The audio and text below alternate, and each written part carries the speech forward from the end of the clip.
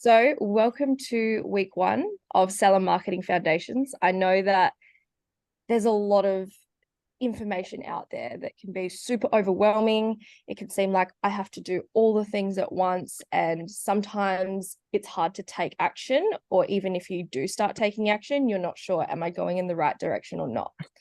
And so, what I've done across the last 10 years of being in business, I've been in 7 different family owned and operated businesses. And then I've also run my own beauty salon and now this coaching business, and realized that the one skill needed to make money is undoubtedly marketing. Because if you can't market yourself, your services, your business, you won't be able to attract in the clientele to be able to work, which ultimately will generate you revenue in your business. So it all starts here. Now, the way the course runs is we've got weekly calls on a Monday. If 8:30 a.m. works for everyone, that's awesome and fine with me. What we will be doing is building on each week. So the way I've structured the course is that everything flows on nicely from the last week's module, and you continue to build on that skill set. So it wouldn't make sense to do, I'm going to watch week 1 and then I'm going to watch week 8. So each week, the sessions are going to be live and recorded, so you can watch them back. You can log into the Sammy Kennedy website and access that at any time. All the resources, I'm pretty sure 90% of them are there. I've just got to tweak a couple towards the end. But if you log in and you click on Salon Marketing Foundations and then go into each week, you'll see the worksheets or guides are already available for you. However, the recordings just give about 24 to 48 hours for them to be uploaded into Kajabi. So with that being said, are there any questions before I dive into this week's module? No, I'm good. Nope. Awesome. Any from you, Candy? No, all good. Amazing. So this week we are diving into brand identity development. Now, contrary to popular belief, your brand is not just having a pretty logo. That is actually, it's not the least important part of your brand, but it's definitely, there are things out there that are more important. You need to know about your brand before your logo comes, because your logo will be a representation of everything within your brand. So by the end of today's module, I want you to develop a clear understanding of what branding is and why it's important for your salon. I want you to build a strong foundation for the basis of all your marketing. And then I also want you to create an unforgettable brand that attracts your dream clients. So the idea here is, with the information that you put together from this, you can create your own branding kit. And if you were to ever create any marketing materials, get your website built, go out and hire a social media manager, you would give them this branding kit. So they have all of this information available to them and they can stay on brand. Without all of this, you won't have consistency in your brand. You won't be able to connect and resonate with your audience as much. And you also won't be able to, I guess, continue growing it, because you're not really sure what you stand for, what your mission is, what your purpose is, and all of that. So to start off with, what is a brand? A brand is a unique and recognizable identity that distinguishes a company, product, or service from its competitors in the marketplace. Now, your benefits of building a strong brand is that you can stand out from your competition. You can create a consistent experience, you can convey professionalism, foster an emotional connection, increase customer loyalty, charge a higher price point, and have stronger word of mouth marketing. Now, this is just one of the easiest examples I could give you. But sometimes you look here and you go, okay, well, who remembers Diva back in the day? Or like, I think Diva turned into Lavisa, but you've got these really budget earrings, you know, they're $10. If you were to go buy a pair of Lavisa earrings, I guess there's a few things you can expect. For me, my earrings are like my ears from the earrings are probably going to go green, because I know they're not high quality. You know, when you get crappy jewelry and it's just makes your skin go weird colors. And then also, I know that it's probably not going to last me that long. Either the backing of the earrings is going to come off, or it's going to bend and snap, or something's going to happen. I just got a feeling.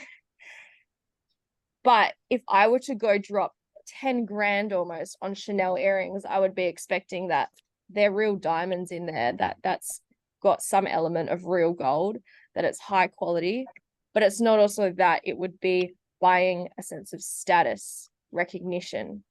And so when you look at brands and how they position themselves, how they're built, you've got to think, what do I want my brand to look like? Do I want my brand to be the Lavisa, the one that serves anyone and everyone, is accessible, low quality, doesn't have that same feel? Or do I want to be in the medium end where I've got access to both sides in a sense, and I've still got great quality? Or do I want to be luxury and up here? Like, there's different levels to it. And obviously, if you've just started your business, if you have just started providing services, you can't jump into the luxury end straight away, because brands take time to build their reputation. It'll take time to build your skill set. And it'll also take time to build trust so people see the value in you. So as we're going through all of this branding stuff, I want you to start thinking about your brand. What do you want your salon brand to look like? How do you want people to perceive it? What kind of feel or vibe are you going for?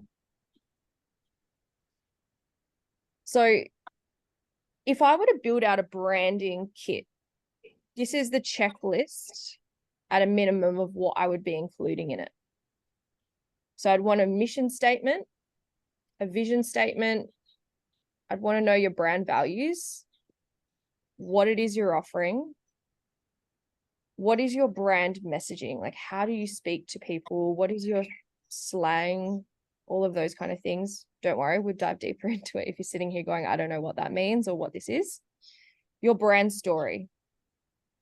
No one can be you. Like you know, when your mom or someone, when you're a kid, like, no one else can be you. Like, you're so unique and you're so special. Like, anyone can go offer beauty services. Anyone can go, okay, I'm just going to go do my certificate and open up a salon. Like, pretty much anyone can do that. But what will always differ you from your competitors is your story. You know, your personal context, why you chose to get into it, how you help people, what was the pivot, what were the lessons, all of those things. It doesn't matter what content you put out there. Anyone can put, 5 best tips for lash health, or, 3 steps to get your perfect blow dry, blow wave, or whatever it is. Anyone can do that. But if you talk about your brand story, the challenges you've gone through, your strategies, all of that, that's when you'll start to notice you stand out from your competition. One thing that I want you to get clear on is your ideal client and target market, because without having so much clarity in who they are, what they like, what they don't like, all of those things, your marketing messaging will not speak or serve anyone. And so this idea of like, I want every client to be my client, as you grow in business, you'll start to realize not everyone is your client. There's going to be nightmare clients. There's going to be people that aren't aligned, people that don't follow your aftercare advice, people that are inconsistent. You want to figure out who your dream clients are, and then how you can create messaging that speaks to them, so that you're not just drawing in anyone and everyone. Because funnily enough, when you try to do that, you actually end up attracting no one, because no one feels heard. They don't feel like they connect or resonate, because it's just so broad. Unique selling point. This is a huge one. If you walk down the shop and you look at 1 million businesses and they're all selling the exact same thing, what's going to allow you to make the decision to go, yeah, that's the business for me? I don't know if you saw my story the other day about in Thailand, I was stuck and there was 5 stalls of all selling pad thai. And I was like, I don't know which one to choose. It was all chicken pad thai, like all the exact same thing. But one had crab. And I was just like, it's different. It's nice. It's a bit more. I'll just try, give it a go. And so how can we create that for your salon? How can we get you to stand out from all the competition so you don't feel like you're constantly drowning in the saturated market. Then you've got your brand voice. So if I were to take away like the next few things, you got your brand mood board, brown colors, fonts. If I were to take away your logo and I was just to look at your content visually and read through your copy, I would want to know that that's you straight away. Like I should be able to tell that that's you without your logo. And once you've built out all these things, you understand your brand better and you've got that depth and clarity. That's when all your logo and marketing materials come into play, because they are a visual representation of all those other things. So am I losing you guys so far? Is this all landing for you? Do you have any questions? No, all good for me. Awesome. Yeah, no, I'm all good. Okay, cool. Thank you. So first off, you've got your mission statement. A mission statement should define the industry that your business is in and why it exists or what purpose it solves. So a mission statement is something that people can connect with, but it's also you getting in touch with like, why did I start my business? What am I actually out here to achieve?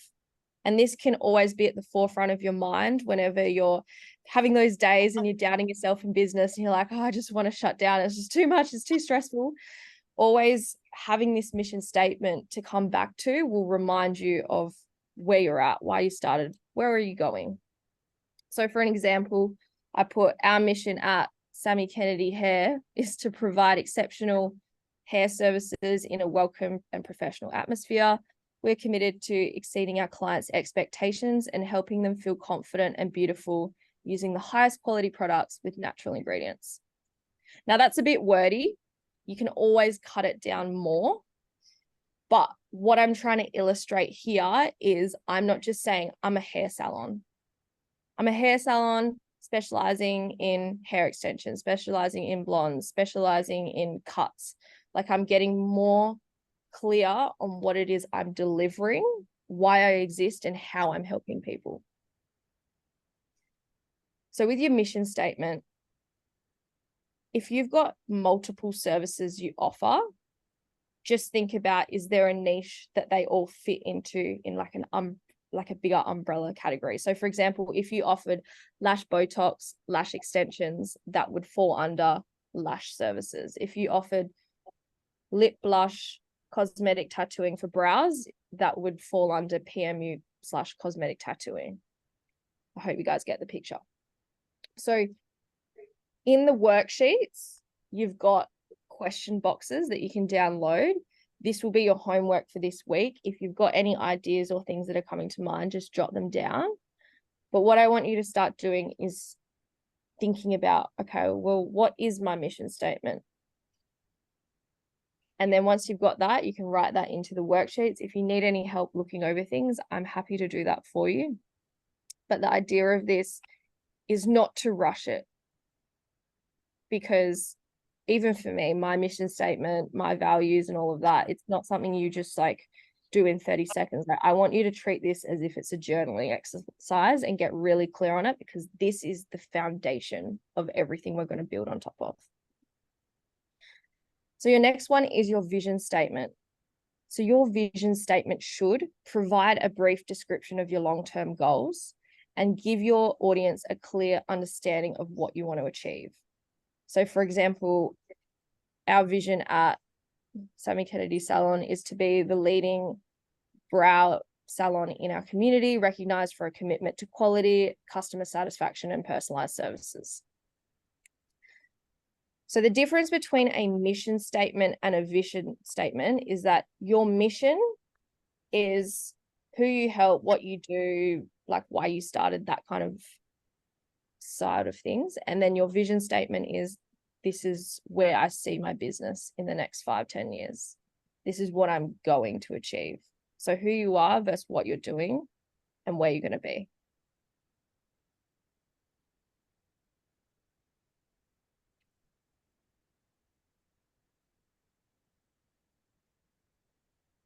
So then next up, we've got your brand values. Has anyone here actually thought about what their brand values are before? Not really. So have you ever been on it could be a date, like a romantic one. It could be even just catching up with someone for coffee, like a friend.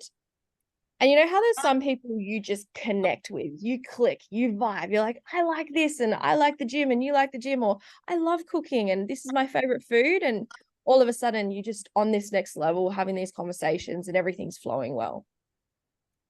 But then you've got someone, for example, who you say, I like blue, and then they're like, I hate blue. And you're like, oh, okay. And then you're like, I love cooking. And they're like, oh, I don't like cooking at all.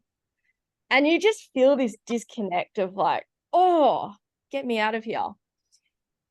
We attract people into our lives that share similar values to us. And weirdly enough, just talking about your services, it's never going to be enough, because they want to know who you are as a person, who you are as a brand, before they figure out, hey, they're aligned to me. I want to go work with them.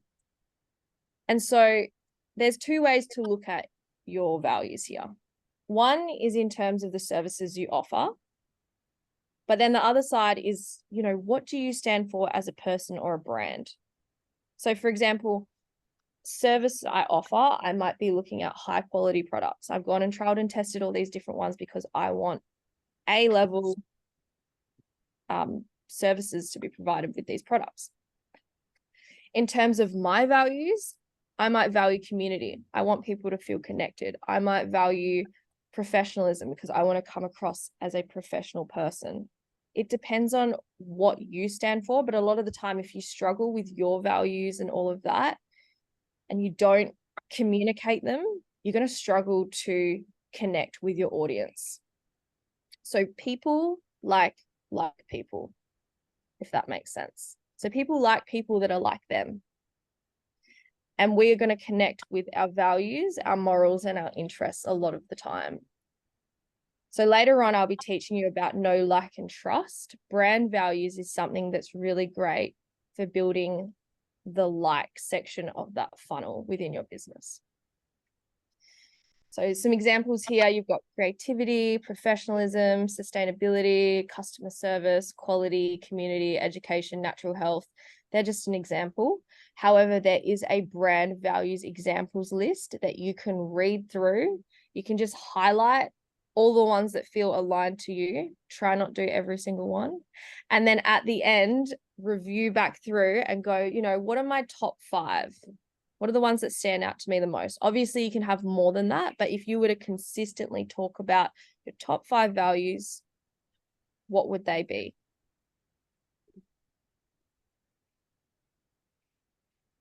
Then after this, you've obviously got your offer. What is it you're selling? Services, products, what makes it different, and how can you make it sound more exciting? So if you were selling eyelash extensions, what have I put here? Eyelash extensions, foaming lash cleanser. Those are, I've got one is a service, the other one's a product. And how am I making it sound different? Well, I'm not just going, hey, I'm selling lash extensions, booking it now. I'm going, I use cruelty-free products to create premium handmade volume fans customized to enhance your natural lashes. All of a sudden, I position this all around the customer, the client, and I've told them one of the things that I'm using. So for example, cruelty-free, that's also something people might value. They want to know, is it ethical? What products you're using? Premium handmade volume fans. All right, well, straight away, I know I would have detracted anyone that just wants pre-made fans, but I would have attracted people that love handmade fans over pre-mades. Now, this bit is just to make it more, I guess, centered around the customer, but customized to enhance your natural lashes. This is me saying, hey, there's not a one size fits all, and finding a way to spruce it up a bit more. So when you talk about your services and your products, try to describe them in a colorful way. Make them sound enticing. Like, why are they good? Why are they great? Why would people want to book that? Does this kind of, I guess, give you any new ideas of how you can start positioning your services? Yes. Yeah. Because for you, it's something that is actually, you'll always refine it over time. Like me getting to this level to be able to talk about this just off the back end of my head, it's all in here. It's taken time. And what I want you to start shifting your mindset into so you can outshine your competition. And I'm going to say it's actually quite easy to do because no one else is really doing it. They just say, booking your lashes now. Like, start centering your offer around your clients. The problems you solve, the promises you can deliver them, and you'll start to notice your engagement will grow up. You'll start to notice more people start reading your content and going, wow, that's me. I want to talk to her about what it is she's offering or how she can help. Start positioning your stuff around clients and less around you. And if you go into I don't know if you guys are in these groups, like the beauty community, Perth Lashes and Brows, you know, any of those beauty groups, if you scroll for more than 2 minutes, even 30 seconds, every post is, we offer, or I offer lash extensions. I am located here. I do this. I am home insurance certified, like all these random things that are speaking at a client or a potential client, but not to them. So, you know, when you get told off by someone and you just like, oh, I don't want to listen to this. This is too much. But you know, when someone communicates with you and you talk through the problem together, you're a lot more receptive and you're like, oh, okay, I can understand your perspective. Like, we'll go, you know, this is how you should be talking about your offer. Talk with your clients. Like, use those words, like, you center all of your messaging around your services, around your clients, and you will see a big difference over time in how you attract different people. So to build on this, if you struggle with figuring out, okay, how do I talk about my services? I don't know if you've ever sat there and you're going, what do I write for my caption? How do I sell my services without always saying book now? Doing this one exercise for each service or product you offer will really help you start shifting your mindset.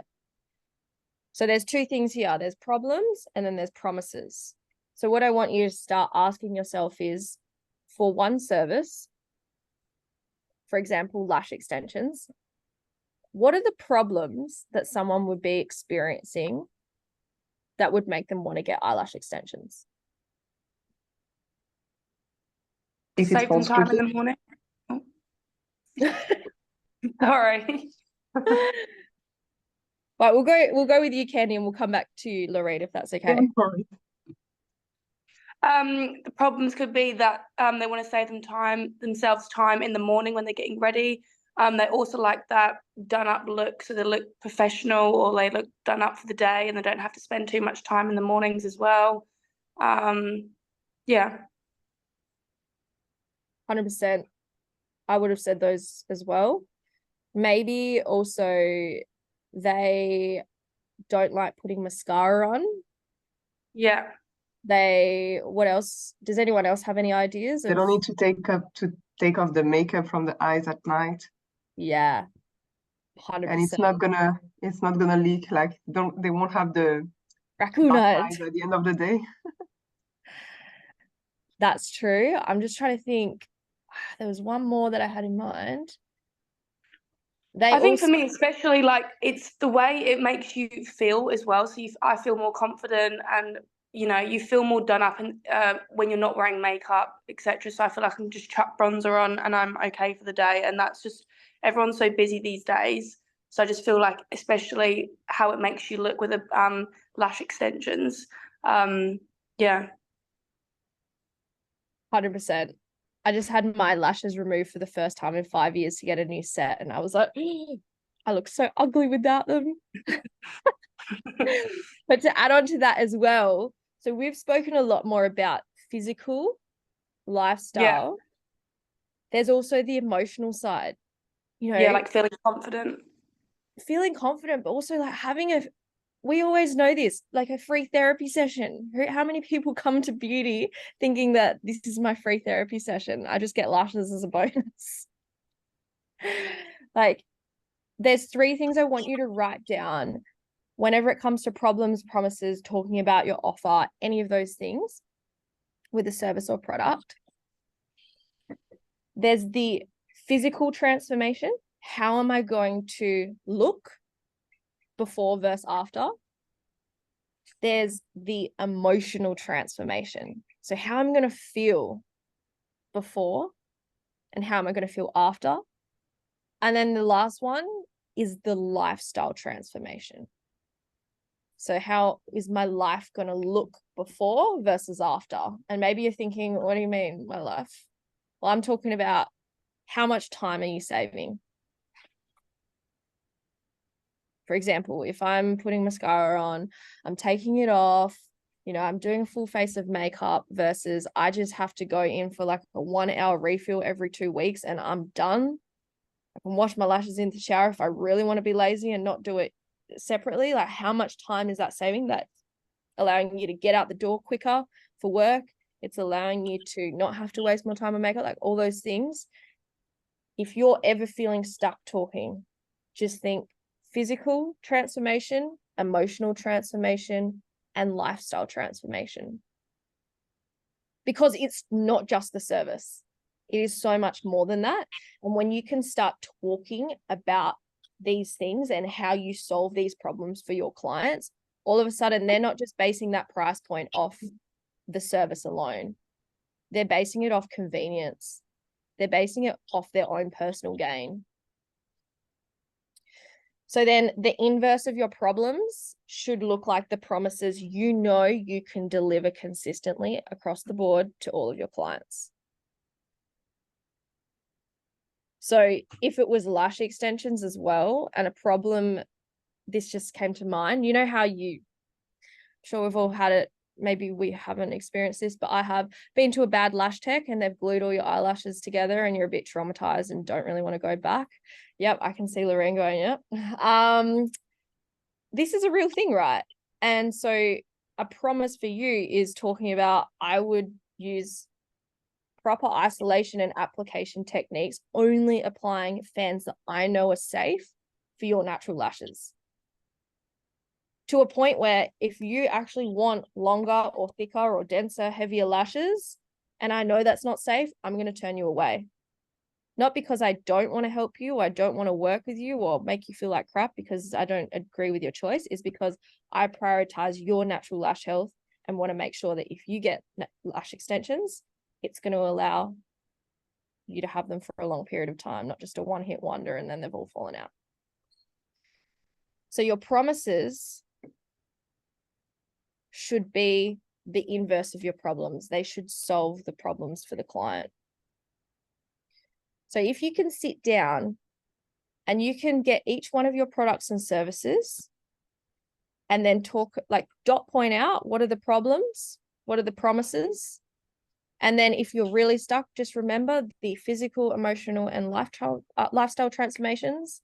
Like, you might have more than one for a couple, like physical or emotional, but you just start out with that and start talking about those kind of things in your posts. It'll make a big difference. So then, brand story. I did kind of touch on this a bit before. If you want to boost your engagement real quick, I'm not joking. Like, if you wanted to see one post do really well within the next week, I would talk about your brand story, or essentially your origin story. Now, when you want to create this story, there's multiple ways you can do it. You could do it in your caption. You could do it as a carousel post sliding across. You could do it as an Instagram live. There's honestly so many ways. I don't think a reel 90 seconds is quite long enough to tell an effective and impactful story. However, if it works for you, it works. I'm a big believer in trialing and testing things to see what does versus doesn't work for you. So everything I'm teaching you, take it with a grain of salt and be like, okay, cool. I'm going to try it and try it for a bit to see what feels aligned to you, what works. So when you're creating this story, the first part is, where does your story begin? Now, it doesn't, like if you're talking about any content where you're telling a story of any description, it doesn't actually have to always follow a sequential order. So I'll give you an example. I could talk about, when I started my business, I was working a 9 to 5. I wasn't happy. And then I went and did my lash certification. And then I went and worked in this hair salon, renting a chair. Like I could just make it very sequential and robotic. It does not need to be like that. I just need to know, where does your story begin in terms of like, where were you at in life? Who was surrounding you? How were you feeling? What was going on? And then what that big pivotal moment, like the big struggle you were at. For example, I was just so unhappy. You hear it with weight loss or, crazy things. Like I just couldn't eat that anymore. I was just so unhappy. And then they have that pivotal moment. Like, what was that struggle for you? A lot of people I talk to that write these brand stories, they might have been working 9 to 5s or corporates. And they're like, I just couldn't take one more day. So they weren't talking about how, this happened with work and then this person and that thing. It was just like, this was the big struggle right here and there. And then what did they realize? What was the pivotal moment? What needed to change? Because they just didn't want to keep going down this journey anymore. It's like some of you here, I'm sure you've maybe struggled with marketing or business and you've just been like, I can't do this anymore. Something needs to change. And now you're here. Story of my life. With everything, but change is a great thing. And then what you want to do is, when you go through those changes or you're looking back on them, like, what was the solution? So how did you solve that problem? And then to build on that, what was the significance? So when I talk about significance, I want you to think like, what were the lessons I learned? What did this experience provide me with that allowed me to evolve and become the person I am today? So when you're looking at these things, like your setting of where your story began, your struggle, what needed to change, the solution, the significance, there's 2 things that will help you create a really effective story. Number 1 is describing what happened. I need to know what was going on so that I can kind of picture it in my own mind. But then even deeper, and this is where people go wrong, they don't talk about the emotions they felt at the time. Do you know what? Like if I told you I was so thirsty and I needed water and I drank water and then I was hydrated. Okay, like that's cool. But if I told you I was so thirsty, I literally was just missing home so much, and my gosh, I'd been drinking alcohol because my boyfriend had left me and I was just dehydrated. Like, do you know what I mean? Like you create the emotional, that's a terrible example, I'm so sorry. But you create the emotional experience and people will connect with it. So if you look at, so this is why I do coaching, right? I'd say, I know Andre hasn't got a camera on, that's okay. You guys have your cameras on. And so when I start talking with emotion, I always see Lorraine like start laughing. And then sometimes I'll crack a funny joke and I see Kenny's, have a little laugh. But if I'm explaining something that's more of a serious tactic, it's just all strategy, then I get very boring. And so when you start conveying emotion, people enjoy it more. It's more entertaining, it's more meaningful, and it connects with others. So yeah, what are the words that I've been using a lot? Connect and resonate. If you don't build your brand out, you're not going to be able to connect and resonate with your audience. So full circle back around, brand story. If you were to talk about, why you started your business, where you're at now, or what one of the biggest lessons you learned, throughout your journey to getting to where you are now, like that is a post that will drive engagement for you. And I highly recommend using a photo of yourself. It could either be something candid, or it could be you working in Salon, or it could just be a selfie. I'm not sure what you've got in your camera roll that you can leverage or use right now. But this brand story, every time someone has posted their brand story, they get more comments, they get more engagement than any other post. And it's because it shows the human element behind a business. And oftentimes I see when I look through a lot of Instagram accounts, especially for businesses, I don't actually know the face of the brand. I don't know the person behind that business. And you got to think of it from a customer's perspective. If I'm going to spend 2 hours with you and spend, $150, $200, I want to know that I'm going to get along with you. I'm going to want to know you're the person for me. And so if I don't even know your name, I don't even know what you look like, and I don't know who you are as a person, what your vibe is, I'm probably not going to book in. And it seems so simple that it's overlooked. Sorry. You're fine. So then the next thing is your unique selling point. This is the unique feature or benefit that makes a business or offer stand out and gives customers a clear reason to choose it over other available options.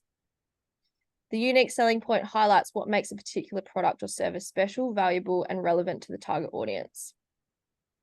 So a strong unique selling point should be unique. So, hey, I offer lash extensions. Hey, I offer hair extensions. Hey, I offer nails.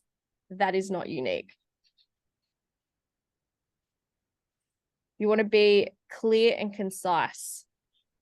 So I offer lash extensions, they're good quality, and like you need to meet short, sharp, clear, concise, get the message across. Now it should be desirable and relevant. So you want your unique selling point to be relevant to the industry you're talking about. And then also sustainable. I don't mean recycling in, the green bins. I mean, can you consistently deliver your unique selling point? So if I were to ask your clients currently, if you've got a unique selling point, I'll be like, hey, does Sammy do this? And they all said, oh, sometimes. Or yeah, she does. I would want most people, at least 90%, to be like, yes, that's 100% it. So it can be something to do with the product you use. It can be something to do with your techniques. It can be something to do with the experience you offer. These are all parts that you can tie into a unique selling point. If you're looking for an analogy of, a unique selling point, marketing in general is just dating.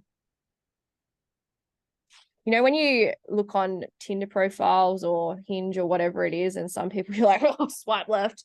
And then others you're like, oh, they seem kind of funny. I like that. They've got an aligned interest. And then others you're just like, oh, okay, I actually want to meet them. Like I've got to message them first there's different levels, and it's the same in business.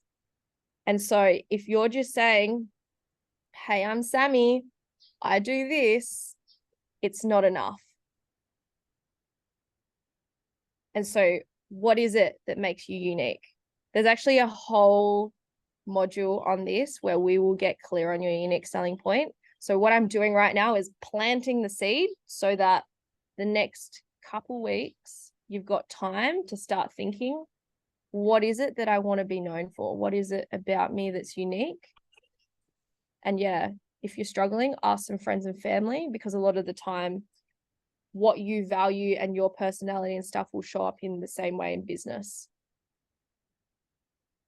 So just planting the seed here, start brainstorming some ideas, and then in week 3, we will get a lot more clear on what your unique selling point is. So some examples here could be advanced knowledge, client experience, natural health, celebrity, influencer, stylist, availability. Maybe it's your location or the convenience of being able to park. You know, when you go into the city and you try to park somewhere, it's the most stressful place in the world. And then you've got somewhere that's got like these beautiful car parks at the back and you can pull up and take your time. And yeah, that's what I meant by that. Client experience and follow-up, speed, efficiency. You know, if you've been doing what you've been doing for years versus someone that started out, I'm sure that you'd be a bit more efficient. Obviously offering higher quality, I would hope. You know, do you offer a guarantee? Do you have memberships? Are you bilingual? You know, style specialist, retention result, training academy. These are all just ideas. This does not mean it has to be out of here. And it doesn't mean you have to use these or, you know, feel like this is it because, oh, maybe this kind of works. No, this is just to run you through some ideas to get your creative juices flowing. So the next thing is your brand voice. A brand voice is the consistent tone, personality, and style of communication that a brand uses to convey its values, message, and identity to your audience. So if you've read through any of my social media marketing content, it's pretty cutthroat with terrible humor, but also valuable strategy. And so I make jokes, I trigger emotion, but I'm not like soft and airy fairy and bubbly. And so if you were to take away my logo, you were to take away all of those things and you started reading my copy, what I would want you to be able to do is almost as you're reading it, hear my voice reading it out.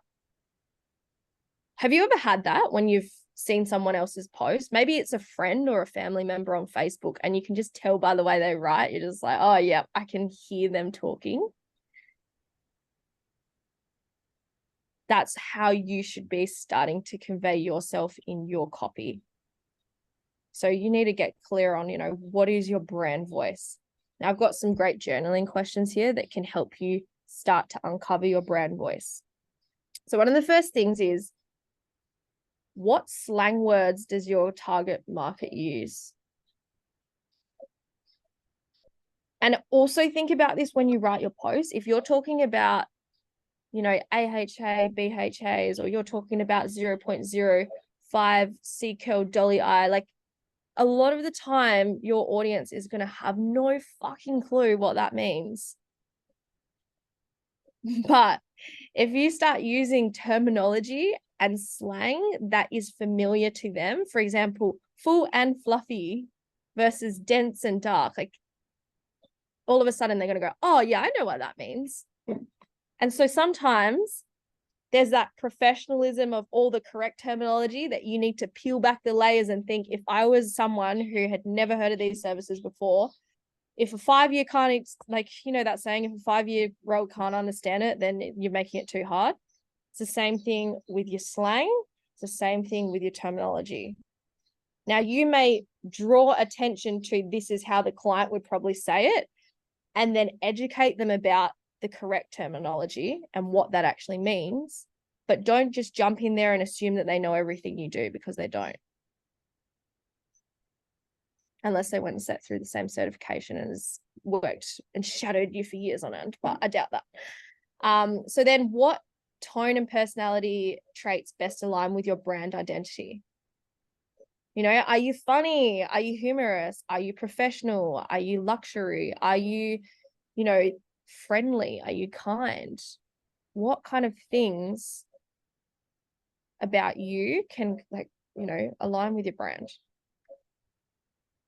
Now, I say this because it is really hard to do something that is the polar opposite of what you are. So I'll give you an example. I have a beautiful lady in the last live round of Salon Marketing Foundations. She's really bogan.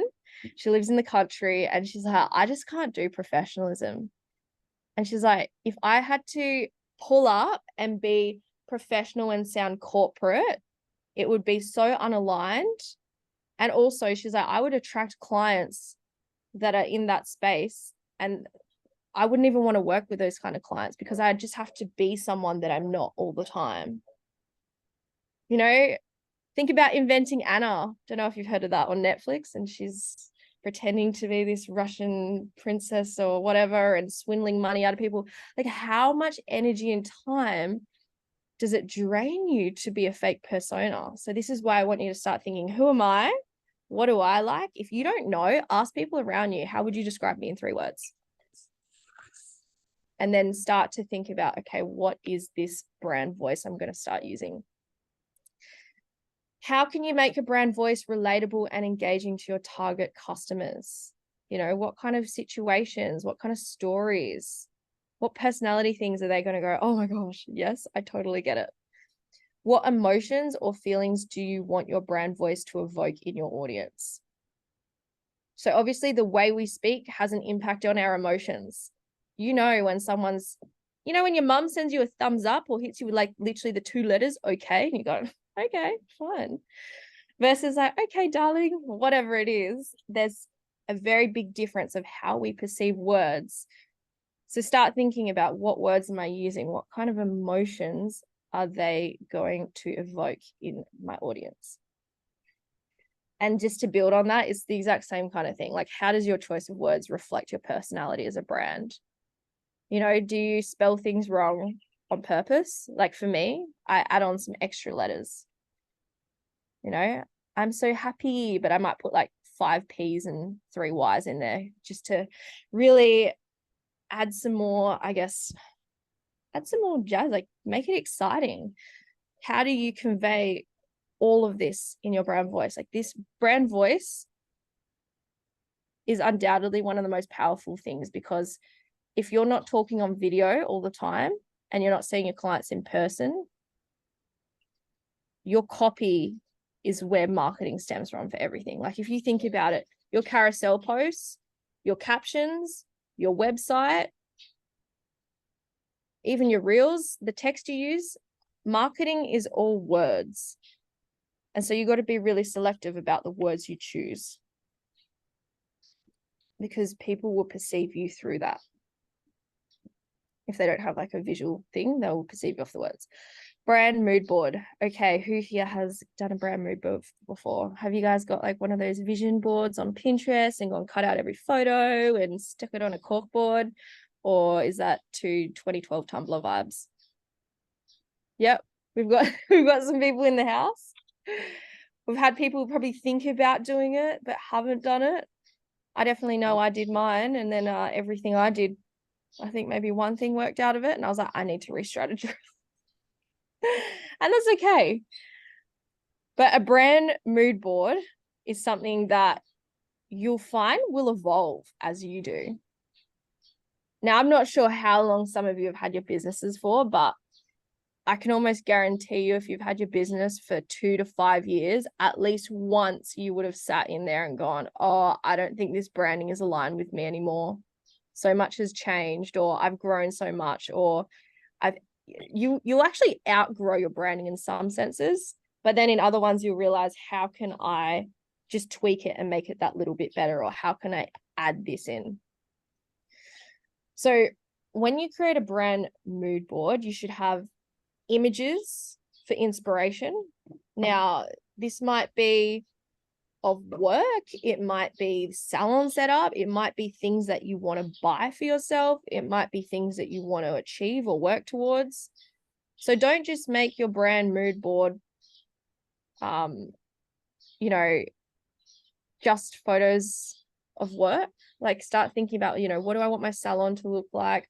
What do I like the colors and the tones of editing? So if I were to post on my feed, I could consistently edit to a similar style or mimic it in a way. You know, what kind of colors do you like? So have you got a color palette that you are consistently using for all your content? So it might be anywhere from like, you know, 3 to 5 colors where I go, hey, those color combinations or this color, I know that that's your post straight away.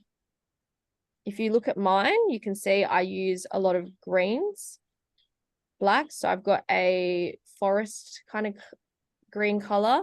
I've got a light pale green color. I've got gray, I've got black, and I've got white. And so if I'm to go look at my branding kit, I know I can always fall back on those colors and it will create consistency.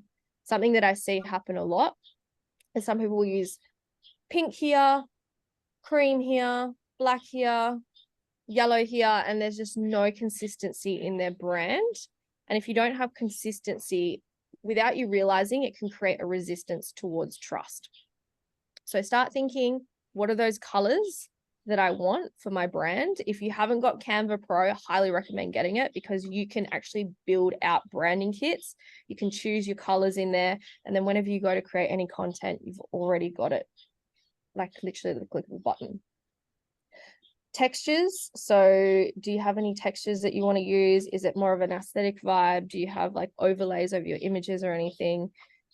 Don't have to necessarily have this one, but it's just worth mentioning. Typography. If you want a better, easier word to understand of typography, fonts. You know, what fonts are you using? Have you got a header font, a subheader font, and a body font that you by default will always use? Don't go into Canva and grab this template because it looks pretty, and then this one, and then this one, and they've all got different fonts and different colors. Heck, if you find a good template, please just make sure you are getting your branding colors in there correctly, and then you change the fonts to your brand fonts at the very minimum, because just copying and pasting everything from everywhere, it's not good. Your brand mood board, it should include your goals. You know, what are you working towards? Is it a certain number of clients? Is it a certain amount of revenue? Are you trying to go on a holiday? You know, are you trying to launch a new product or service? Are you trying to buy yourself a new lash bed or beauty bed or whatever you want to call it? You know, what are your personal goals? And these shouldn't be what you think everyone else thinks you should have. It should be what you actually want. Because when you tap into that energy, you're going to start going, oh, I can see how I can make this happen. Because once you have that visual representation, it's going to be embedded in your subconscious mind. And the more you reflect and look back on this, the more you'll start to see opportunities and attract that into your life. Now, I don't know if that sounds a bit woo-woo for some of you guys right now, but I can guarantee you it works. You just need to believe in it. Now, graphics are good to have if you can use them as a basis for all of your content. So if you've got 5 or 6 different kind of templates that you've built out, you can just change out the colors of the backgrounds. You can just change little bits of photos here and there, rather than feeling like you have to build a post from start to finish over and over again. And once again, creating consistency. So brand colors, I'm not sure if you've ever looked into color psychology or anything like that, and maybe you've already picked out your brand colors and you're happy with them, but it's always cool to know this information, right? Brand colors are important because they can influence how your customers perceive and remember your brand. So what brand is popping off at the moment that has just exploded the entire world? Like Barbie. Anyone see Barbie everything? People wearing pink to the cinemas, people wearing Barbie this, Barbie that. Like their marketing budget was insane. And so pink isn't even a color anymore. You look at pink and you just think Barbie. So what am I trying to say here? With your brand, you want to think about the color and the association. So red is very popular for being, you know, I would obviously think 2 things when I see red, either love or anger. That's just me. I'm not sure if it's the same for you guys. But here we've got power, passion, energy, action, danger, excitement. If I'm to think about red, what kind of brands fit in with red? Coca-Cola, Nintendo, Kellogg's. I almost think Red Bull as well. Orange is creative, enthusiastic, cheerful, freedom, warmth, confident. Pink, energetic, femininity, youthful, romantic, sentimental, bold. Green, we've got nature, peaceful, health, sustainability, calming, prosperity. Yellow, you've got happiness, optimistic, playful, motivating, youthful, and cheerful. Purple, we've got royal, sophisticated, creative, wise, luxury, mysterious. And then blue, we've got trustworthy, strength, dependable, security, positivity, and cleanliness. So even when I'm saying some of these things, like I'm almost sitting here going, how many cleaning brands have I seen with blue packaging? Or how many health brands have I seen with green packaging? So you kind of got to think about, what is the meaning or the association with the color? Because indirectly, that's going to have an impact on your clientele or your audience. Now, something to mention here is that when you choose these colors and you do create graphics or anything like that, don't try to choose colors that almost blend in with each other or they're impossible to read. So I've seen it happen before is someone might use a shade even lighter than this pink color here, and then they'll make all of their writing white. And it's just impossible to read. So contrasting colors or strong colors that are easy to read will make your life that much easier. And it will also help with your brand. So like I was saying, you've got brand fonts. The choice of a brand font can have a significant impact on how customers perceive and remember a brand. So a font can convey different emotions and messages depending on its style, weight, and size. So these are some of mine. I thought I would just share with you. So you can see I've got my logo font. I've got some headings, subheadings, and then my body font. If you look at these different logos here, out of interest, can you see there's like 1, 2, 3, and 4 here? Which one would appeal to you more, just out of interest? Mine would be the second down on the left. Second down, this one? Yeah, that one. Yeah, same. Everyone's the same. I love that. I just feel like it's more like bolder. I can see it, and I like how it looks like modern, classy kind of, but bold, and you can just, it stands out more personally. I feel like it's the first one I saw. I love that all three of you also chose the same one. I haven't had that happen before, but it's obviously made an impact, right? And then I personally, I don't like this. No. It's hard to read. Even here, like this is okay to read, but the running writing doesn't look professional to me. And then this one, if you wanted a very clinical kind of thing, I think clinical, that would be it. This one kind of reminds me of a real estate company logo though. So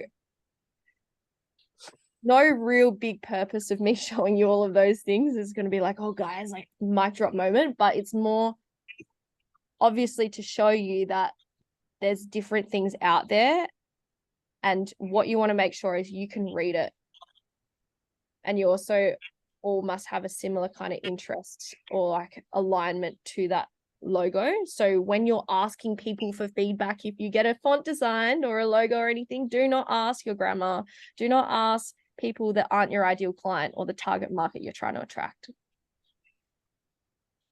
So for example, when I did my branding, I did not ask my dad, because my dad is a Sparky by trade. He's into, like, he's big country person at heart. And I'm going, well, what he is attracted to and what he will like will be very different than, women aged 25 to 35 in the beauty industry. So, when you ask, this is just like me giving life advice here.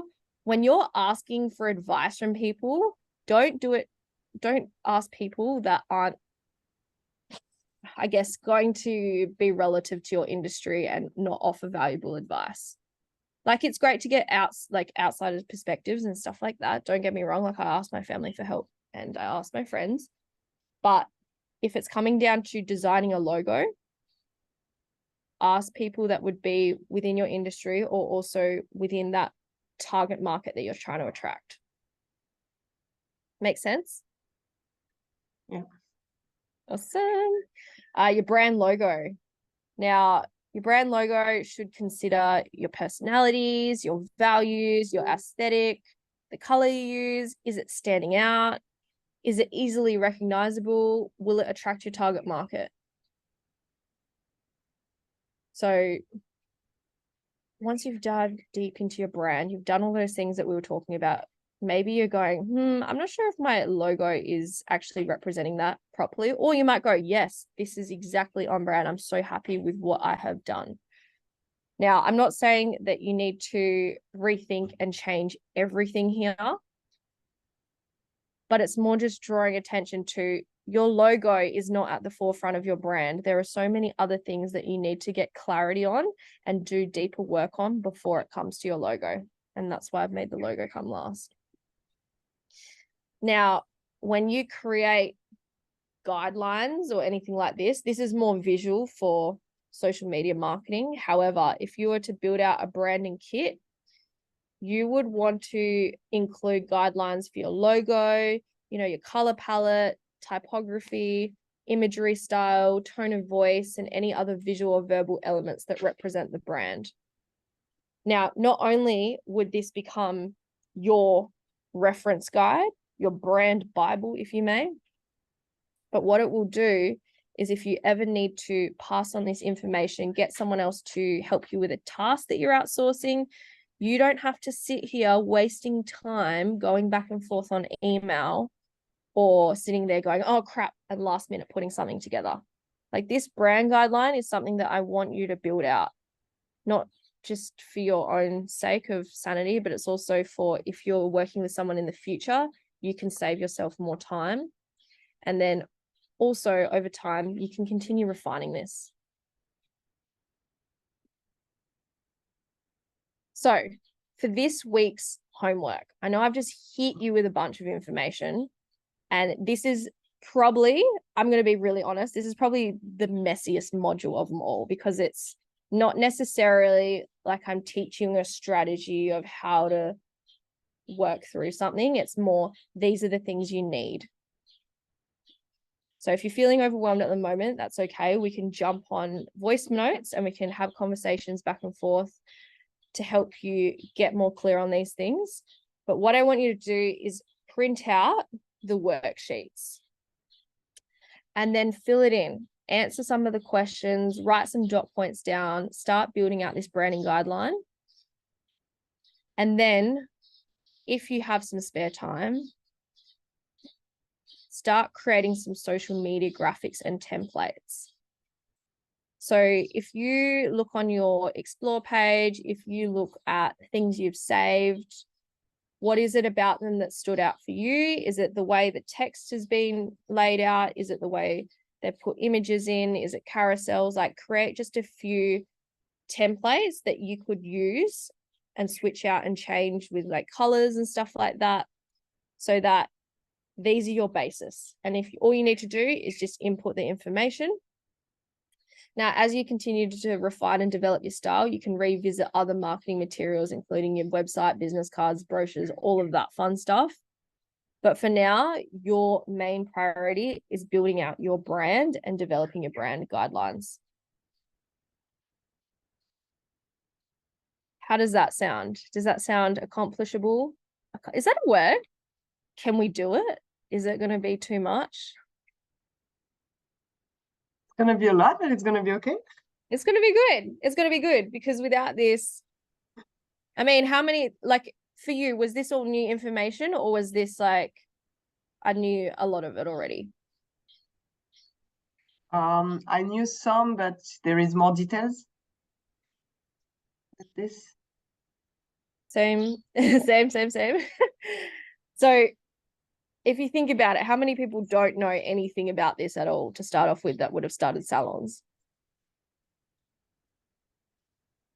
Or how many people do you see talking about their values, talking about their unique selling point, talking about all of those things consistently? Not a lot. I mean, no one really does, and that's probably where we would definitely stand out, I guess, because everyone is just posting that perfect before and after. And that's where, when I post that, I do the same thing, thinking, well, it works for them. Why is it not working for me? So if anything, this is shifting your mindset to start thinking about marketing in a different way. It's teaching you not to just post the same photo over and over again and go, book now, or look at these lashes, or look at these brows, or wow, look at those nails. Because that content other than becoming a portfolio of all your work, it does not really provide much value with your audience. And so we want to create valuable content, because to the point where I'm providing you with value that you know, like, and trust me. I use this analogy all the time, but if I was a business coach doing what I'm doing and just only posting screenshots of text messages I receive from clients or 5-star reviews, and that's all I ever post, saying like, book in a call now, sign up to my course, like, you would be so detracted from you. You would be like, no way. But if I start giving you value, quick wins, educating you, being funny, like all of those things, and building a relationship, then the opportunity and chance for you wanting to work with me later on is going to be a lot higher. And it's the exact same thing with beauty. So the reason why you have the upper hand is because you're learning this stuff now, because the sooner you start implementing it, the sooner you'll start to build that relationship with your audience. And relationships take time. We know that. And that's why most marketing strategies take 4 to 6 weeks to start working. And that's why the first 6 to 7 weeks is learning the foundations of marketing and getting you to start putting the content out there that connects and resonates with your audience, so that by the time you actually hit the lead generation strategies, you've already nailed down your problems and promises. You know your unique selling point. You know your ideal client target market. And then you've already started building trust through your content. So when the leads come through, people are like, oh, wow, I've seen her. She's out here doing the most. She's standing out. I'm ready to work with her. So everything has been structured in a specific way. What I'm going to do is upload this video into Kajabi, so you will be able to rewatch it back. There is a worksheet in there as well that I want you to print off and work through. And then if you have any questions or anything like that, what I'm doing is creating an Instagram group chat. So throughout the week, if you want feedback, if you've got something that hasn't worked out, or you just, hey, I just want to put this out here, like, what do you guys think? That's where you can do it. We've got our community there. Now, if you're in Perth, I've got some even more exciting news for you, which I'm just going to completely land on you and bombard you, because today is an awesome day. It's freaking Monday. It's the start of like the last quarter of the year. We've got this, girls. I'm doing a Christmas party at Crown. So I'll be back on the 9th of December. We're doing cocktails by the pool. I've already booked out a couple rooms. So depending on if you want to stay the night or not, let me know and I can always book some more. But this is something that after the 10 weeks, you're going to finish up. And then that week, we're going to have our Christmas party. So if you are keen on that, like, that's the end goal, to celebrate. But right now we're at the start. We're going to go on an awesome journey of 10 weeks together. And I encourage you to just show up for yourself, and just make the most of it. Because I really want to see you win and I want to support you here. We got any questions? Yeah, sorry. I just something that I thought of. I mean, like, this is probably the best time to be in this course, because we are going into the busiest time of the year, and December is going to probably be one of the best time for us, because we're learning from you the best strategies. But with my logo, because Hair Heaven Emporium has been out there for 10 years, and I mean, it's such a beautiful brand, but it's just me. So obviously I have been posting a lot more about me and like who I am, and like sometimes I feel like when I post photos of me, obviously I do get a lot of likes and comments and just the nicest comments. I don't want people, and this is what holding me back, and I'm sharing this with the group now, I don't want people to think it's all about me, but I do feel like that's how people can connect with me, to like, okay, I like her, do you find like posting too much about like photos of me or me styling someone's hair will be okay, because that's who I am and that's the brand and this is what I want to deliver? I want you to take this mindset of, if I were a personal trainer, there's a level of, I need to show my client transformations, but I also need to walk the walk and talk the talk.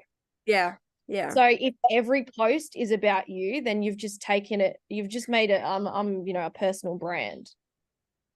But I would say this will come down to your branding and content pillars, which we do cover. There is always a level of one will be a personal authority. So maybe you've got 5 pillars and one of them is personal authority. So if it's each week, you might do one. If you were posting, let's say 5 times a week, just 5 branding pillars, 5 times, one branding pillar each week, then it might be once a week or once a fortnight. Because there is a level, and this is what we'll dive deeper into. You know how everyone goes, oh my gosh, I haven't got any more clients. I've run out of content. Like, I don't know what to post. I have no more photos. And I'm going, you don't need to. Really? Because you can talk about, you could have a photo of you working on a client. You could have a photo of you and you're talking about, hey, this is why I use these quality products, or this is my strategy behind achieving, or this is how I do XYZ. And so not only are you giving your, personality, but you're also showing your expertise and positioning yourself as the expert. So full circle back to your question of, how much are we posting and stuff. I want you to start thinking about, keep the personal element there because that's what's going to build know, like, and trust, but keep it at, 20%. Yeah. So if I had any advice now, and like, I'm not going to make you wait until like week 10, which I'm doing my last call with the girls today and teaching them about this, but let's say you had 5 posts, so 20% each, 100%, 20% is promotional, 20% personal authority. These are the 60%. They can be education, entertainment, like all round though, should be valuable. Yeah. So whatever you're providing your audience with in that 60%, it needs to be of value to them. Yeah. I do a lot of educational stuff because I did have someone telling me I'm not entertaining enough. But this is just who I am. I'm not this kind of person who wants to do like funny reels because it's just not me. So it actually kind of hurt me because for me, I want to educate my clients on hair health or hair extensions or whatnot. So I don't have to do something that is entertaining, right? If it's not. I would challenge that. I wouldn't say like doing a TikTok dance, like, getting out, raving, like that's, sometimes you look at that, we are our own worst critics, but entertainment could be, you're talking about something you learn, still education. You don't have to make it sound clinical. How many times have you seen one of my posts talking about a story where I've had like a massive breakthrough? I think I had one, there's a photo of my dad pinned to my like how I got into entrepreneurship, all of that stuff. Storytelling is one of the strongest high performing content pieces at the moment. So if you don't feel like you're entertaining because you're not doing some like lip syncing voiceover and some weird TikTok tests, it's like, that's okay, because you can use storytelling. And storytelling, why do we use stories? Because it teaches people a lesson, but it's like, it's way more entertaining. How many times have I used analogies today about dating or this thing, and you guys are kind of like switching off, but when I jump back into that, you're like, oh, yep, I get it now. So start thinking about like, what stories have you, come across in your life that you can use to entertain, because that's still entertaining. Yeah, that makes sense. Awesome. Do I have any other questions or things we want to cover before we wrap up today's session? No. Valuable? Do you have a good key takeaway or anything you want to share before we jump off? No, I think that everything was extremely valuable. For me, it's like the lifestyle transformation, the physical transformation, that's like, problem solving. It's pretty big. That kind of, okay, how do I deliver the physical transformation? Obviously, it's going to make people feel confident and it gives them a confident boost. Lifestyle changes, like all these kind of things that, my head is like, okay, well, how can I use that into a post?